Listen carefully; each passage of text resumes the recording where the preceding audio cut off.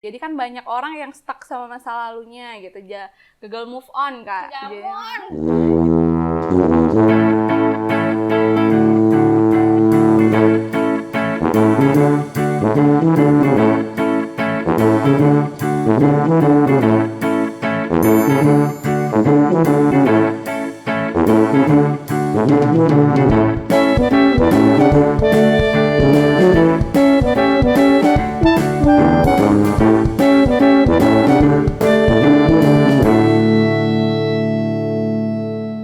Halo Sobat Ayobet, Kembali lagi nih di segmen kali ini untuk yang pertama kalinya apa itu? Ngobrol asik. Jadi kali ini kita bakal ngobrol asik bareng teman-teman Ayobet, ngebahas tentang self healing, atau lebih tepatnya kita bakal ngebahas tentang Liburan berkedok self healing, liburan dan belanja online. Oke, jadi kurang lebih kedepannya kita bakal ngebahas tentang liburan dan belanja online berkedok self healing. Jadi gimana nih Kak Ayu? Selanjutnya gimana? Oke, sebelumnya perkenalkan nih nama aku, Ayu Purnama, dan teman aku Angelina Jolie enggak? Sik. Aku Ferni. Jadi sama beberapa menit ke depan kita bakal sharing-sharing aja, jangan kaku-kaku. Jadi kita bakal sharing tentang self healing kayak gitu. Oke, Kak Ferni nih, Kak Ferni kan hari akhir-akhir ini sering melakukan kegiatan perjalanan di luar kota nih. Apakah itu salah satu alasan biar Kak Ferni bisa berliburan? Gimana nih?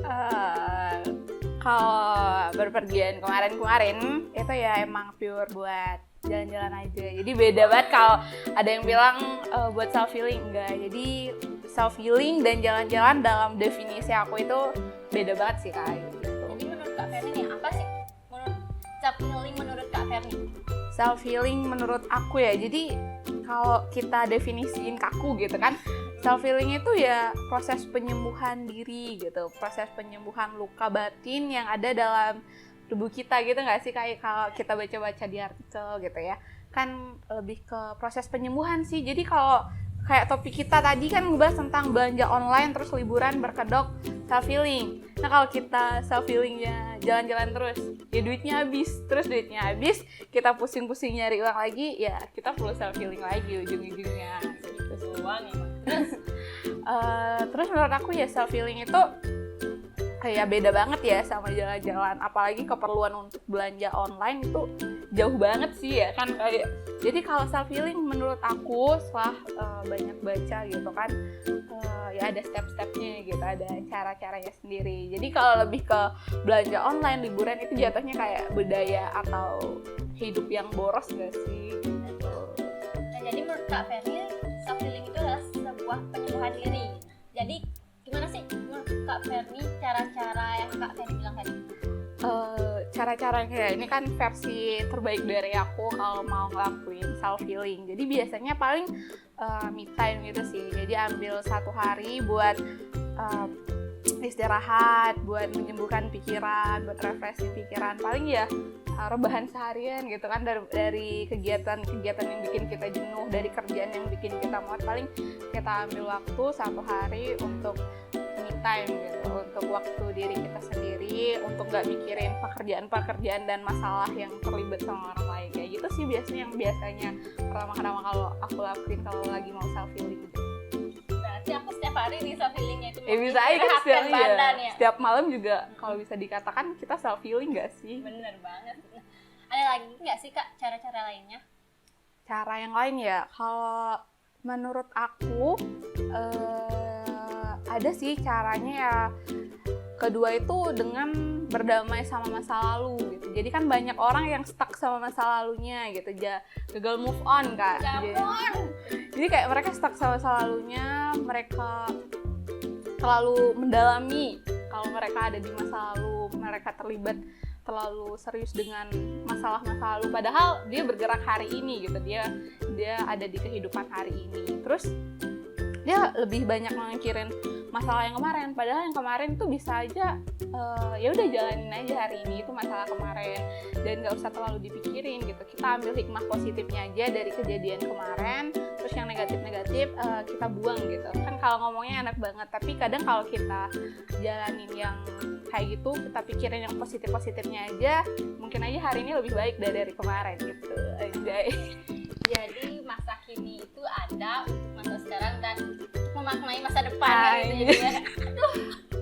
Apalagi nih Kak yang lain, ada yang lagi nggak? Apa ya yang ketiga ya jadinya ya Kak ya. Jadi yang biasanya aku lakuin itu nulis diary sih kan. Jadi jadi kayak sekarang. Kayak kelihatannya nerd banget gitu, cupu banget. Tapi sebagai orang yang apa ya, susah cerita ke orang lain gitu, takut ceritanya takut nggak didengerin, takut ceritanya kesebar kemana-mana. Kadang nulis di diary sendiri itu kayak jawaban dari semuanya gitu. Bisa Kita kita gitu kan, kita satu hari ini ngelakuin kegiatan terus malamnya merasa lelah, terus nggak tahu cerita sama siapa, kita tulis aja di diary kita. Jadi ya udah gitu, kita hempaskan masalah yang ada di dunia ini dengan nulis gitu. Walaupun kelihatannya cukup banget, tapi bisa dicoba, direkomend banget sih buat teman-teman yang punya masalah. Coba kalau nggak berani cerita sama orang, bisa nulis di buku diarinya kayak gitu sih Kak. Kalau aku biasanya mau self healing gitu. Kalau malas menulis boleh di voice note tuh buat didengerin gitu kan. Iya. Terus ada yang lebih mudah lagi nggak Kak? Atau mungkin cara lainnya? Apa ya, kalau self healing itu kan biasanya tergantung kepribadian orang gitu ya.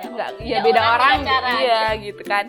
Nah, yang terakhir yang biasanya udah mentok paling aku lakuin ketika udah ngelakuin 3 hal tadi, udah coba untuk me time, udah coba untuk berdamai masa lalu, terus nulis, dan segalanya yang udah aku lakuin tapi belum bisa nyembuhin diri gitu, nyembuhin luka-luka yang ada di dalam kehidupan ini, ya paling aku mencoba damai aja sih sama keadaan yang sekarang. Masih ada kaitannya kan kayak cara nomor 2 tadi yang ambil hikmah dari masa lalu. Jadi hal positif. Jadi ya kita berdamai aja sama keadaan, kita aja nggak usah terlalu musingin apa yang terjadi. Ya udah jalanin aja, let it flow aja gitu.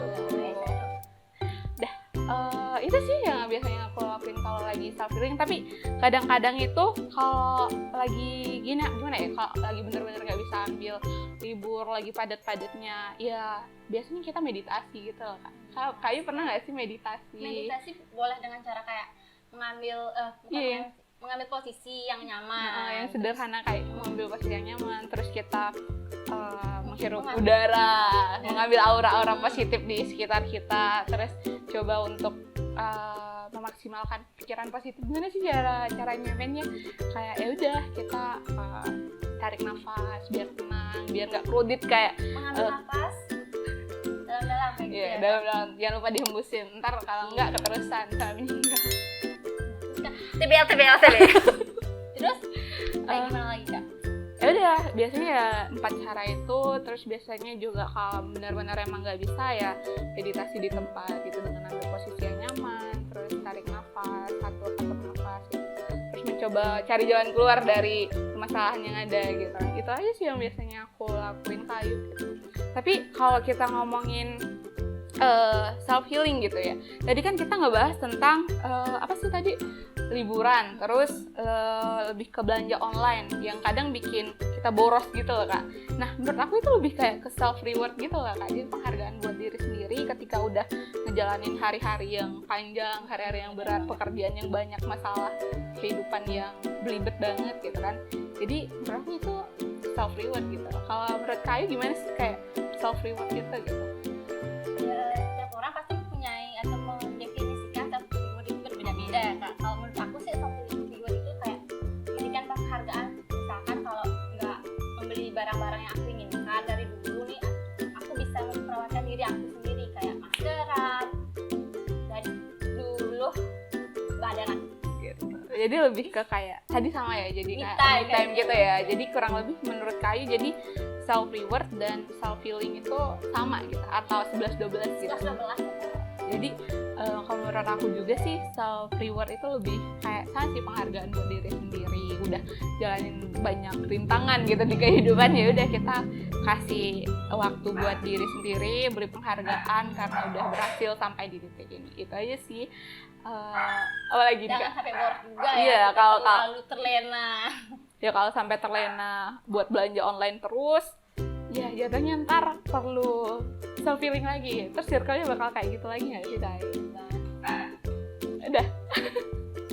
Nah, jadi teman-teman pada intinya semua berkaitan dengan tujuan dan agar kita bisa mencintai diri kita sendiri dan dapat menghargai waktu kita, agar dapat belajar untuk menghargai diri sendiri dan menerima kekurangan kita. Betul kan? Oh, bener banget sih kata Kai. Oh ya, terakhir sebagai penutupan nih, aku mau ngerekomendasiin bacaan tentang self healing gitu sih, kurang lebihnya di dalamnya ngebahas tentang menjadi diri sendiri, yaitu tentang filsafat stoik. Itu bukunya adalah Filosofi Teras. Jadi di dalam buku itu ngebahas tentang kita nggak usah mikirin hal-hal yang nggak bisa kita kendalikan, kayak gitu sih kurang lebih. Nah, itu rekomend banget bukunya. Bagus banget. Nah, jadi untuk teman-teman yang mempunyai definisi atau opini tentang self healing atau self reward bisa tulis di kolom komentar. Oke, sekian Sobat Ayo buat sesi ngobras kali ini. Sampai ketemu di sesi-sesi ngobrasnya yang lain, yang dengan topik-topik pembahasan yang lain.